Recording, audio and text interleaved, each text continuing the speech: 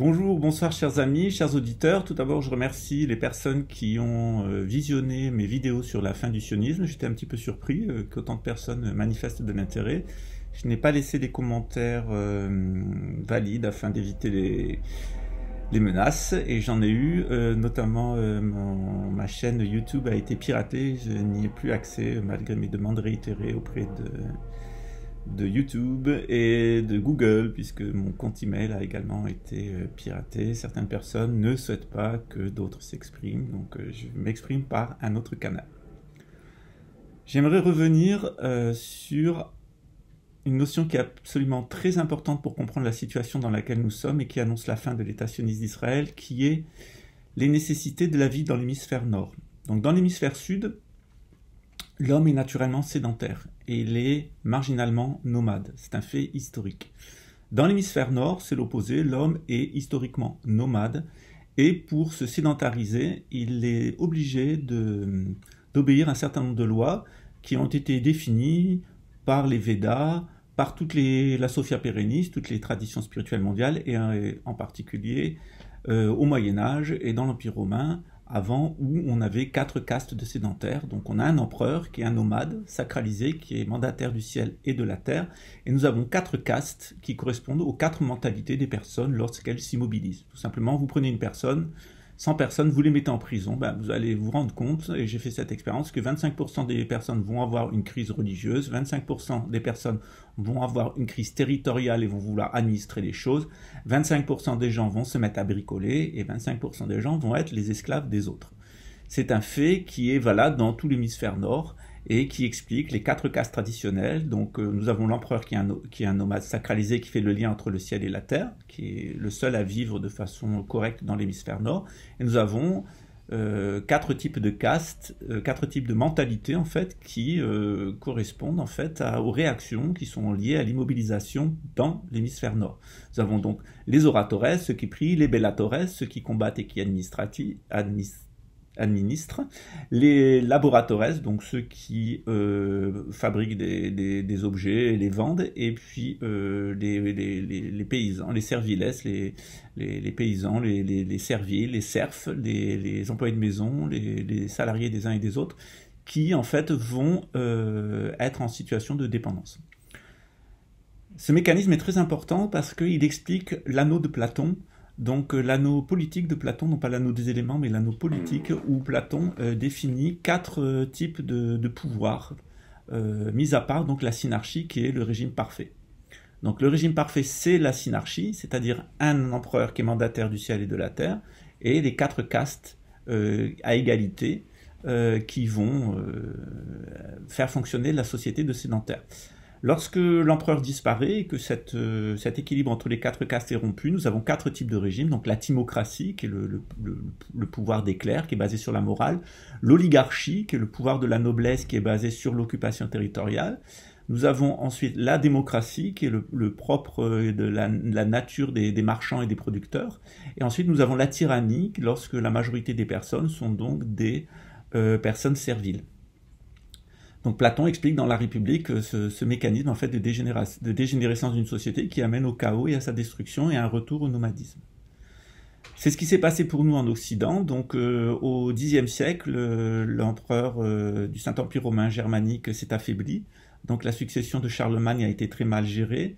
Nous assistons à une tripartition de l'Europe. Qui se voulait, du Saint-Empire romain germanique qui se voulait une continuation de l'Empire romain. Et nous avons donc un premier type de pouvoir qui va s'affirmer, un pouvoir imparfait et injuste, qui est la théocratie. La théocratie en question, c'est la théocratie pontificale qui a été élaborée au Xe siècle et qui entre en vigueur au XIe siècle, qui fait du pape le mandataire de Dieu sur terre. Donc il est le mandataire de Dieu à la place de l'empereur et il va imposer une société basée sur la morale. Cette société va dégénérer jusqu'à mener à l'inquisition, qui est la pire forme d'intolérance basée sur la morale. Cette dégénérescence de l'institution de l'autorité spirituelle d'Occident, donc l'Église catholique, va amener une réaction de la noblesse qui va s'affirmer de plus en plus en oligarchie, notamment la noblesse française, et qui va évacuer jusqu'à prendre le contrôle, c'est l'épisode des antipapes, et de la papauté en Avignon, jusqu'à prendre le contrôle de l'autorité spirituelle.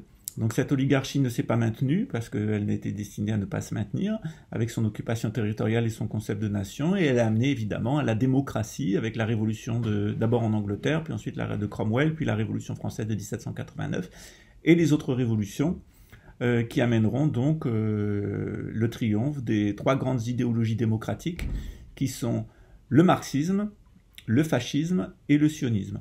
Ces trois idéologies, je l'ai expliqué, sont animées de cycles de 72 ans, qui correspond à un cycle de Mercure. Donc nous avons pour le nationalisme qui amènera au fascisme, le nationalisme allemand, 1871-1943, les 72 ans. 1943, c'est la fin des succès d'Hitler et de l'Allemagne. Nous avons 1917-1989, avec la chute du mur de Berlin, qui correspond aux 72 ans depuis la révolution d'octobre. Et ensuite, nous avons de 1947 à 48 à 2019-2020 le triomphe du sionisme. Donc ces trois idéologies sont maintenant périmées. Le sionisme est de plus en plus contesté. Au fur et à mesure des années, on a vu que le sionisme apportait beaucoup de solutions au début de sa conception. Puis petit à petit, c'est une idéologie qui a jeté le masque et qui est maintenant ce que nous savons d'elle, avec l'arrière-cour du lobby militaro-industriel anglo-américano-israélien. J'aime pas dire israélien, donc je dirais sioniste. Nous avons donc ce phénomène. Le marxisme au début est apparu comme une solution, le nationalisme allemand, le fascisme est apparu comme une solution jusqu'à libérer son masque. Donc j'ai annoncé pour 2019-2020 la fin du sionisme et on y est. On y est comment? On y est avec le transfert de la capitale de l'État d'Israël, de l'État sioniste plutôt, vers Jérusalem, qui est une très bonne chose et une très bonne nouvelle puisqu'on va pouvoir passer à autre chose. Il faut savoir que aussi bien les études du Coran que les études de la Bible ou les études du Pentateuque, des Écritures juives, nous mènent à la conclusion suivante.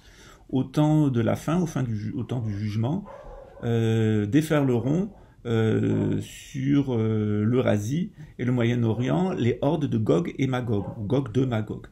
Donc on a eu un déferlement de ces gens qui sont des descendants de Cham, qui sont des gens des plaines d'Asie centrale, donc les Turco-Mongols, et ensuite différentes ethnies comme les Huns et maintenant les Khazars, qui à partir du XIIIe siècle se sont libérés du Caucase et ont déferlé sur l'Occident. Le fait que ces Khazars, qui n'ont aucun lien génétique avec les Hébreux et qui ont adopté le talmudisme comme religion et non pas le judaïsme, donc ce qu'on appelle les Juifs d'Europe de l'Est, qui sont le gros des troupes sionistes, en fait, ne sont pas des descendants des 12 tribus d'Israël, ne sont pas les descendants d'une tribu perdue non plus, et ne sont pas génétiquement liés au Moyen-Orient, notamment aux descendants de Sem. Ce sont des gens qui descendent de Cham, le troisième fils de Noé, en particulier de Canaan. Donc ces gens-là ont une religion qui s'appelle le talmudisme, qui est de toute façon complètement laïcisée maintenant, puisque même les religieux du talmudisme rejettent et condamnent le sionisme dans leur grande majorité. Donc on a un mouvement politique en fait avec des gens qui se prétendent juifs, mais qui sont en fait qui n'ont aucun lien historique et génétique avec les Hébreux tels qu'on l'entend d'un point de vue originel. En fait, ceci n'a pas tellement d'importance. Ce qui est important pour nous, qui sommes descendants de sémites, bon, moi j'ai du sang juif par les femmes, j'ai aussi du sang arabe par les hommes, j'ai aussi du sang européen, je suis descendant de Japheth et de Sem. J'ai aussi, comme tout le monde, de toute façon, du sang de Cham, puisque les descendants des trois fils de Noé se sont de toute façon mêlés. Après, c'est comment notre propre mentalité va évoluer. Est-ce que nous-mêmes, nous définissons comme des fils de Sem, ou est-ce que nous-mêmes, nous définissons comme des fils de Japheth ou des fils de Cham? Voilà. Il faut savoir que ce qui va différencier un fils de Sem d'un fils de Cham, pour caricaturer, un fils de Sem, il croit au jugement de l'humanité à la fin de l'ère des poissons. C'est-à-dire que pour entrer dans l'ère du Verseau dans l'hémisphère nord et pour entrer dans l'ère du Lion dans l'hémisphère sud, puisqu'on est dans deux ères différentes selon notre localisation géographique, on va passer par un certain nombre de difficultés, de crises sociales, économiques, politiques, religieuses. Donc on y est. Donc ce qui se passe actuellement, c'est qu'on touche donc à la fin, en tant que sémite, on touche à la fin du grand succès des idées du sémitisme. Donc le sémitisme a dominé la pensée occidentale, moyen-orientale, africaine et asiatique pendant un certain temps.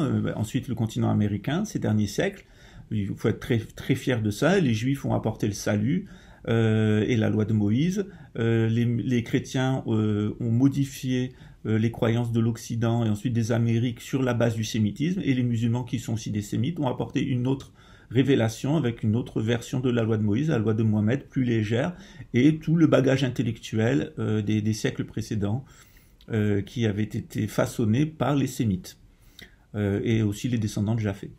Donc de l'autre côté, on a les descendants de Cham. Alors qu'est-ce qu'ils veulent, les descendants de Cham? On peut les définir comme des fils de Nemrod. En fait, ce sont des gens qui sont très attachés à l'idée de race et de nation et de nom, et ce sont des gens qui construisent des tours. Donc c'est pas la peine de faire le tour du monde pour comprendre à qui on a affaire.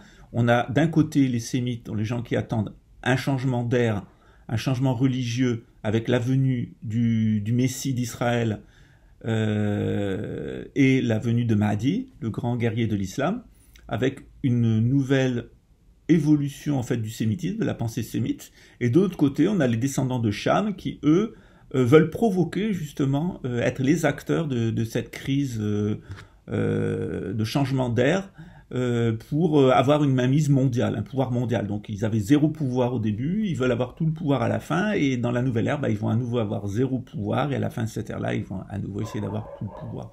C'est un jeu entre les descendants de Sem et les descendants de Cham. Ce qui nous intéresse maintenant est que ces descendants de Cham, on voit très bien ce qu'ils veulent faire. Ils veulent faire un gouvernement mondial. Bonne chance. Ils veulent aussi reconstituer le grand Cham. Alors, improprement, on appelle ce grand Cham le grand Israël, mais il ne s'agit pas du tout d'Israël. Les Sémites n'ont rien à voir dans cette histoire de grand Israël, puisque c'est revenir à l'empire de Canaan tel qu'il était avant la venue d'Abraham et ensuite la venue de Moïse. Donc c'est reconstituer la terre de Cham. Donc cette terre de Cham, elle est à cheval sur tout le Moyen-Orient, l'état actuel d'Israël, la Palestine, une partie de la Jordanie, une partie de l'Égypte, le Sinaï. C'était toute l'ère historique où s'étaient implantés les descendants de Canaan, et les Sémites leur ont confisqué cette terre, juifs et enfin hébreux, juifs et musulmans et arabes musulmans sur l'ordre divin. Donc on est maintenant dans une situation où ce grand Cham essaye de se reconstituer au Moyen-Orient et d'avoir une influence mondiale. Alors tout ça c'était annoncé, puisqu'on savait qu'au moment où les descendants de Cham des plaines d'Asie centrale, Gog et Magog, allaient déferler sur l'Occident et sur le monde, les Juifs seraient autorisés à revenir, les descendants de la tribu de Juda, les gens qui pratiquent le judaïsme, seraient autorisés à revenir en Israël en attendant le jour du jugement. Donc ils auront deux opportunités à ce moment-là. Soit il y a le Messie des Juifs qui va se manifester. Pour les chrétiens, c'est le retour de Jésus. Pour les musulmans aussi. Pour les Juifs, c'est la venue du Messie en tant qu'homme politique, homme d'État et successeur du roi David. Et Inch'Allah, et grâce à Dieu, on est très content que ça arrive. Et je demande que ça, qu'il y ait à nouveau une monarchie pour le peuple juif et un accord total avec le plan divin. Je demande que ça, et je suis tout à fait favorable. Alors de l'autre côté, on a ceux qui essayent de faire les descendants de Cham. Alors c'est un petit peu différent. Voilà, je l'ai expliqué. Eux, ils veulent un gouvernement mondial basé sur l'usure. Ils veulent contrôler la pensée humaine. Ils sont en train de donner des grands projets politiques et économiques bien leur en face, parce que ça correspond de toute façon au déterminisme historique en l'attente du jugement. Et ce jugement va donc se manifester dans les années à venir.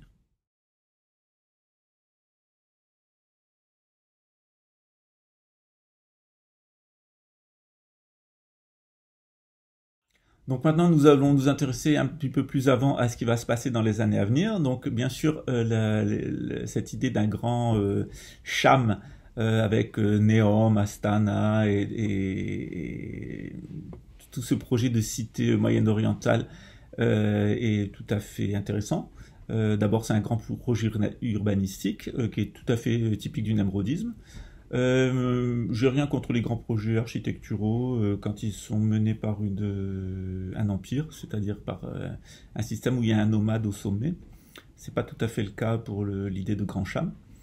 On risque même d'avoir à son sommet un imposteur, en la personne de l'Antéchrist ou de Dajjal, du faux Messia. Donc juifs, nous savons qu'il va y avoir un faux messia, chrétiens, nous savons qu'il va y avoir un antéchrist, et musulmans, nous savons qu'il y aura un messie al-Dajjal qui voudra être l'empereur, de se positionner en empereur de ce grand cham. Donc laissons ça de côté. Maintenant, nous allons parler, hélas, de ce qui va se passer au Moyen-Orient, qui est la destruction d'Israël. Pour qu'Israël soit détruit, il faut une condition, qui est la destruction de l'Europe. Donc on y vient. Donc l'agentour internationaliste de Poutine, qui est un mondialiste fervent, vient de régler, pour se défaire de ses bons du Trésor américain, de ses avoirs en dollars, vient de payer l'intégralité des dettes que les États-nations avaient auprès des banques anglo-nord-américaines et sionistes. Pour en citer qu'une, la banque Rastapopoulos, tout le monde sait qui c'est, le gros type avec le cigare, et puis ses copains. Ensuite, donc la Russie doit suivre exactement le schéma du Kaiser Guillaume et le schéma de Adolf Hitler, c'est-à-dire que la Russie va rentrer en Europe par le sud et non pas par le nord. Donc Poutine va masser des troupes, va laisser l'Europe masser des troupes en singeant un problème avec l'Estonie, la Lituanie, les États baltes en général et la Finlande. Et passera par le sud pour les prendre en tenaille avec une évacuation catastrophique. Donc on reproduit exactement la bataille de Belgique en 14 et en 40. On est exactement sur le même schéma. De toute façon c'est voulu. Donc la Russie va rentrer par le sud, comme le Kaiser Guillaume et comme Hitler, va détruire notamment Francfort, en particulier la Banque Centrale Européenne, puisque ça va détruire l'économie européenne et faciliter la mainmise de la Russie, et ne pas faire l'erreur d'Hitler ou du Kaiser Guillaume, c'est-à-dire de raser Londres de la carte afin de se débarrasser de la livre sterling et du pont américain vers l'Europe. Donc ceci fait, la Russie ne pourra pas maintenir, je crois qu'il y a 160 millions de Russes, quelque chose comme ça, on ne voit pas comment économiquement et politiquement et militairement ils pourraient tenir 600 millions d'Européens, donc, ou 540 millions d'Européens. Donc ce qu'on va avoir, c'est une occupation du nord de l'Europe par la Russie, donc la Scandinavie, l'Allemagne, le nord de la France, et tout le sud de l'Europe, c'est laissé au flux migratoire africain. Donc afin d'accélérer la division du monde arabe, il faut être très attentif à ce que vont faire la Turquie et le Pakistan. Il faut savoir se rappeler des liens entre le Kaiser Guillaume et les nationalistes turcs, et les liens entre Adolf Hitler et la Turquie. Donc ça explique mieux la relation actuelle d'amour-passion et détestation entre Poutine et Erdogan. Ce qui amènera donc la Russie à rentrer en Terre Sainte, détruire l'État d'Israël et aller jusqu'en Égypte. Donc on aura deux personnages qui vont quitter le monde arabe, qui seront certainement donc Sisi, le général Sisi, président de l'Égypte, qui prendra certainement refuge en Allemagne. Grand mal lui en prenne, on le verra pleurer à la télévision, et puis sans doute le roi du Maroc, Mohamed VI, qui se réfugiera dans un pays latin. Ça peut être un pays d'Amérique latine, on lui souhaite. Donc cette division, cette explosion du monde arabe, elle aura une utilité pour la suite. La situation étant intenable par la Russie, on va assister dans un premier temps à un mutisme des États-Unis qui ne feront rien pour entrer dans la guerre, comme ils l'ont fait en 14, comme ils l'ont fait en 40. Et ensuite, ils rentreront en guerre, une espèce de guerre sainte. Donc, on assistera donc à un retour des Nord-Américains en Europe, certainement pas avec du nucléaire, mais avec un agent orange, c'est en tout cas ce qu'annonce Alois Irlmayer, et j'y crois profondément, c'est-à-dire qu'on va avoir un Vietnam européen, avec une espèce de guerre de reconquête, de reconstitution d'Israël, dont ils voudront faire la capitale mondiale, Jérusalem dont ils voudront faire la capitale mondiale. En attendant, les pauvres personnes qui ont subi le déterminisme historique et qui ont migré vers Israël, je leur conseillerais, puisque tout le monde sait que je suis juif de sang féminin, que je suis arabe de sang masculin, aussi par les femmes, et que j'ai aussi du sang européen. Donc j'ai les trois. Je me sens autant musulman que juif que chrétien, et que descendant de Japhé. J'ai étudié le bouddhisme et d'autres choses, donc c'est aussi une tradition que j'aime.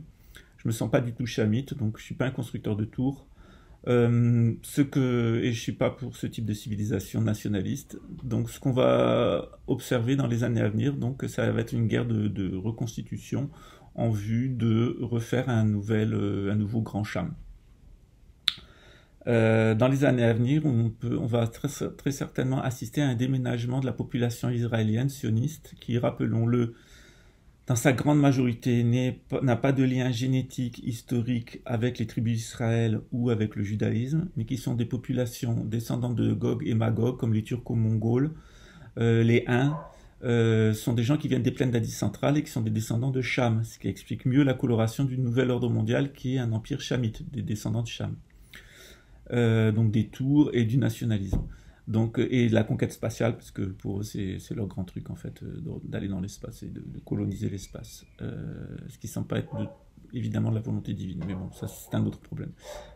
Donc cette tentative de reconstitution de l'État d'Israël, de destruction puis de reconstruction de l'État d'Israël en tant que capitale mondiale, elle va faire que malheureusement toutes les personnes qui ont obéi au déterminisme historique et qui se sentaient juives, ou même fortement laïcisées, même s'ils n'ont pas d'origine avec les 12 tribus d'Israël, c'est-à-dire principalement les descendants des talmudistes khazars, avec les persécutions en Europe, ont préféré migrer vers Israël. Je le comprends tout à fait, ça correspond au déterminisme historique.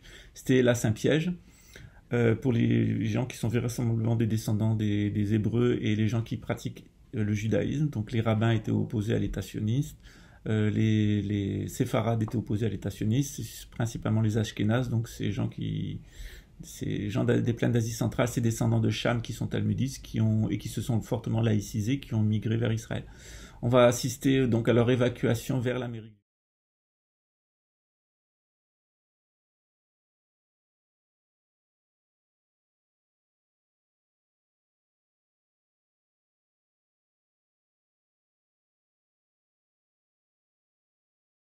Donc ces descendants de Cham, donc ces gens, ces Ashkénazes, ces talmudistes laïcisés, fortement laïcisés, que sont les sionistes, vont être invités avec la guerre avec la Russie à migrer vers les États-Unis.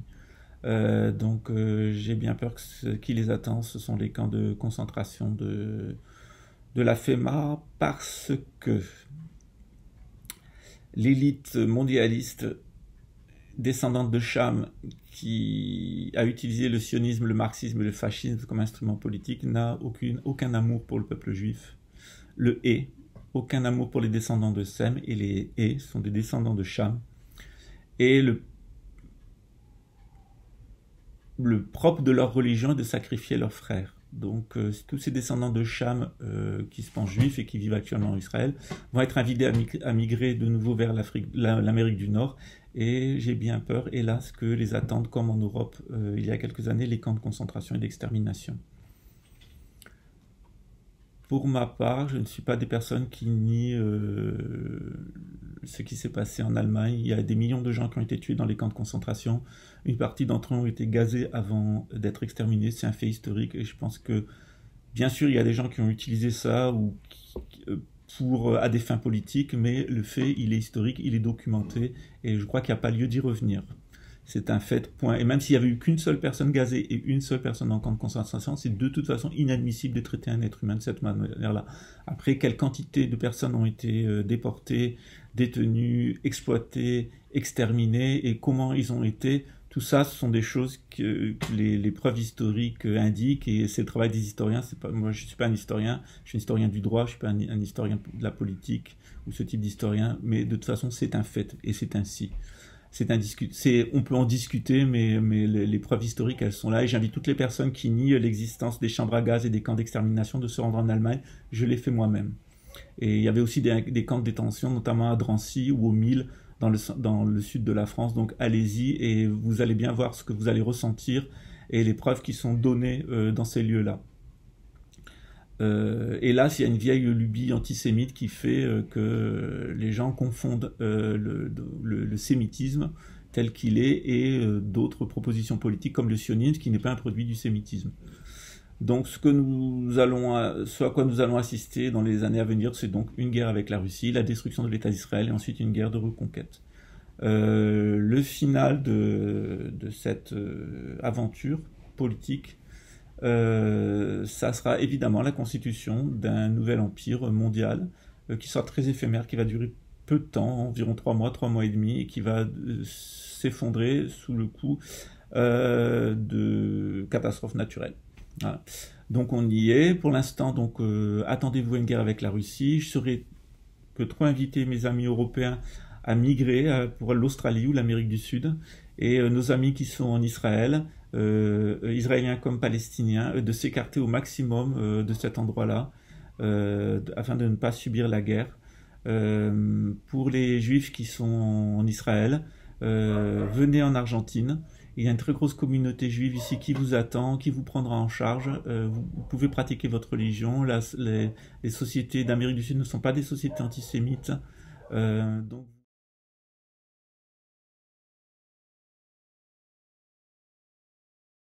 Donc j'invite les personnes qui le souhaitent à quitter la Palestine et Israël et à venir se réfugier en Amérique du Sud, notamment en Argentine, qui a une grande communauté juive, avec aussi bien des Ashkénazes que des Séfarades. Ce sont des sociétés où il fait bon vivre, malgré les difficultés qui sont liées à l'omnipotence des États-Unis sur l'Amérique du Sud, à la théorie de Johnson. Les Palestiniens, je ne saurais trop les inviter, tout comme nos amis de Syrie, à migrer aussi pour l'hémisphère sud, Australie et Amérique du Sud, afin de se mettre à l'abri. Les personnes qui ne peuvent pas le faire, attendez-vous à la suite.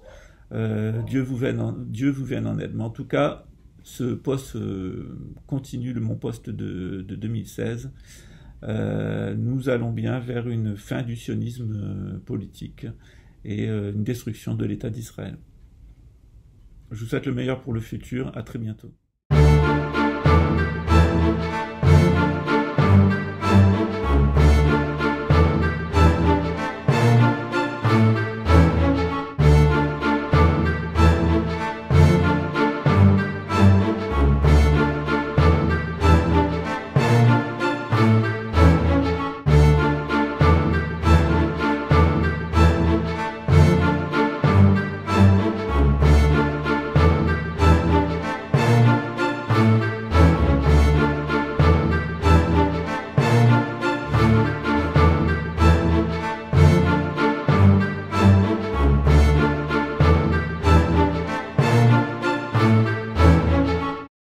À tous mes amis sémites, juifs, chrétiens et musulmans, je voudrais rappeler les faits suivants.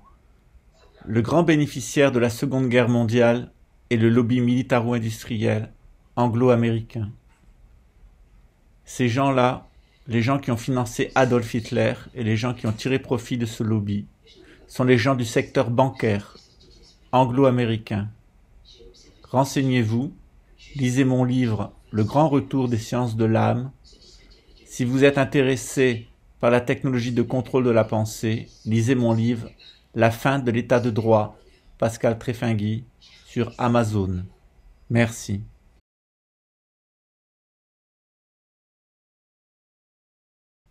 Si vous êtes juif, ou si vous pensez juif, et si vous vivez en Israël, fuyez. N'allez surtout pas aux États-Unis. Les gens qui dirigent les États-Unis sont les gens qui ont financé, voulu et bénéficié des camps de concentration nazis. S'il vous plaît, n'immigrez pas vers les États-Unis.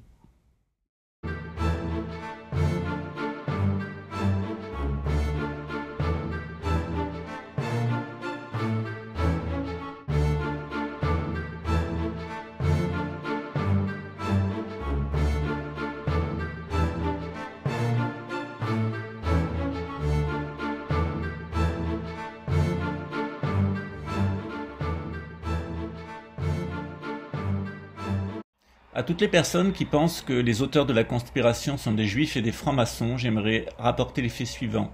Les 13 familles que l'on appelle d'Illuminati, qui sont les acteurs du secteur bancaire américain, aucun d'entre eux n'est juif. Qu'il s'agisse des Cheney, des Bush, des Rockefeller, toutes ces personnes sont des anglo-saxons ou des Français. Quant aux Rothschild, c'est une famille qui vient certes d'Allemagne, mais qui n'est pas juive, qui est d'origine khazare. Quant à l'aspect maçonnique des symboles qui sont utilisés par le nouvel ordre mondial, ces personnes ne sont pas des francs-maçons. La secte des Illuminati est une secte allemande créée au XVIIIe siècle qui a emprunté des symboles maçonniques et qui a infiltré la franc-maçonnerie. Ces idées ont été reprises par la famille Rothschild et ont servi à cette famille à prendre le contrôle de la démocratie américaine. Donc s'il vous plaît, cessez de dire que les auteurs de la conspiration sont des juifs et cessez de dire que les auteurs de la conspiration sont des francs-maçons. Ces personnes se prétendent juives, ces personnes se prétendent francs-maçonnes ou maçonnes, mais ne le sont pas.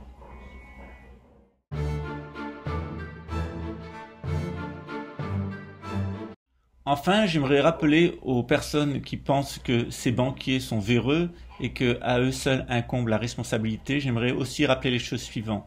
La pyramide de contrôle actuelle du sionisme, tout comme la pyramide du communisme, du marxisme et la pyramide du fascisme, fonctionne à 4 étages. En haut, il y a les auteurs d'une conjuration, et il s'agit là des khazars du secteur bancaire, qui ont emprunté les symboles maçonniques.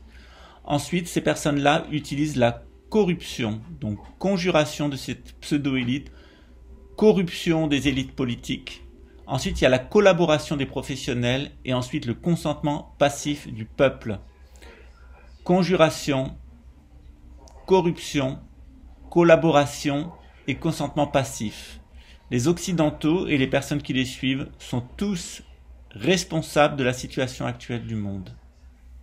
Il ne sert à rien d'accuser des Illuminati, d'accuser des francs-maçons ou d'accuser des juifs quand les vrais responsables de cette situation sont la mafia khazare.